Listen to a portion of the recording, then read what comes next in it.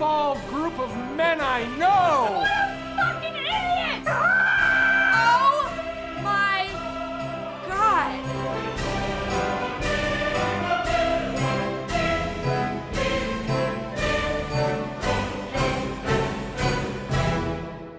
Hello, welcome to this episode of Agenda Magazine, and with me I have two very special guests who are highlights of this amazing movie called Welcome to the Men's Group. Do you have a reservation? What is it you guys actually do, anyway? We eat, we talk, we listen, we go home. I have Scott Ben-Yashar and I have Saam. Scott Ben-Yashar, who's the writer and the producer. And then, of course, Ali is one of the stars of the movie. Welcome. Thank you. I've known Ali for some time. Ali was in a movie that I shot a long time ago called Redemption. He was in an incredible film called Argo that won, what, 7 Academy Awards, was it? I think 7 or 8, I'm not sure. Yeah, it was one of the most... It was up there. It was the most one for that year, and you were the antagonist, which was a thrill. To actually hate you was very fun while I was watching the movie. And I understand in this movie you have a very different role. I saw the trailer a few times, and it's drawing me in. Gentlemen, this is Tom. Tom is going to observe today, hopefully participate. Tell me, Scott, your impetus for creating this piece.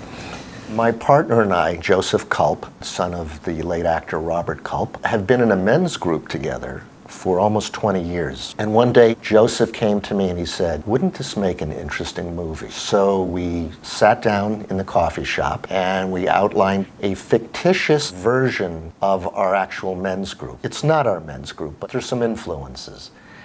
And Joseph had been for many years involved in the men's movement, which really was started in the late 80s. The other great influence was the poet Robert Bly, who was one of the founders, along with Michael Meade, of the men's movement. He wrote a book called Iron John, which utilized ancient mythology in looking at maleness and the whole question of how men get initiated. And do they get initiated as men by their fathers, by other men who were mentors? Or has something been lost and are they being initiated by their mothers if the fathers are away at work and not there available to them? And basically, the men's movement was looking at what's been lost and how men can reclaim what it means to be a man. And in modern times, men have become very confused about that and acted out in all kinds of inappropriate ways. We don't hunt the wild boar anymore as men. We go to our cubicles and we go to our jobs, and then what does it mean if you lose your job? What does it mean if you lose your cubicle? What does it mean if you get divorced? Are you still a man? What does it mean to be a man? So all of these questions my partner and I have been wrestling with over the years, and we decided to make a movie about that. It's really a movie for men and women. Hopefully it's going to be giving women a chance to see what men really wrestle with, not just what they admit that they wrestle with. Shit from anyone, especially the terrorists. You believe everybody in the world is a terrorist? I never said that. I'm just saying you have to be ready for them when they come for you. No. My family is from Iran. My mother is from Lebanon. I know what I'm talking about. Oy vey, could someone please pass me the butter? My character's name is Mohammed, this Middle Eastern guy who is a restaurateur. So he has a small restaurant and he's married to a beautiful blonde American lady. And Mohammed has his own insecurities and his own issues. On top of being the men, as part of the men's category insecurities, he also has his own cultural stuff that he has to deal with. In a sense, Mohammed's character has even a heavier load on his shoulders because of where he's from and because of how he was raised. Showing us your penis is not going to do anything for us, and it's not going to give you self-respect. Well, you know, it might. Look, his wife is no longer around to look at his penis. At least if his close friends see it, they could acknowledge for him that it's still there. Isn't that what we as men really want to know when we run around trying to take over the world? We want to know that our dicks are still there. I say, if he wants to show us his dick, let him.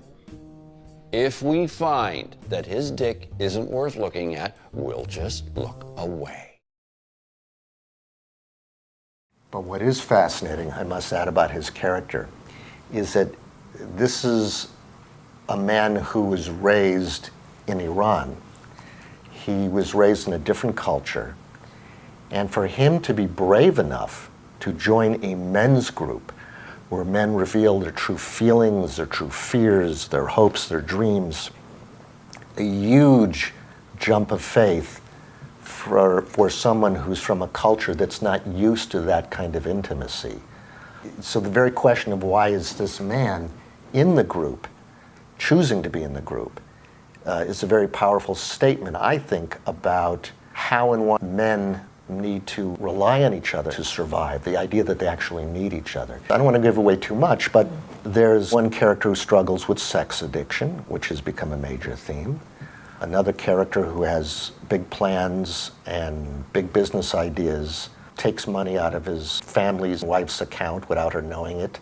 There's a stay-at-home dad who has to deal with the question of is he a man if he stays at home and raises a child. There's 8 characters total, but they're all struggling with different issues. That as different as they are, and as much conflict as they have with each other, during the course of the film, they realize that they absolutely need each other. This space should be an asshole-free zone. When do we reach for something higher, something more noble, something that feeds the soul of men? I think if more men were willing to really listen and support each other, the world might be a different place. What are you all afraid of?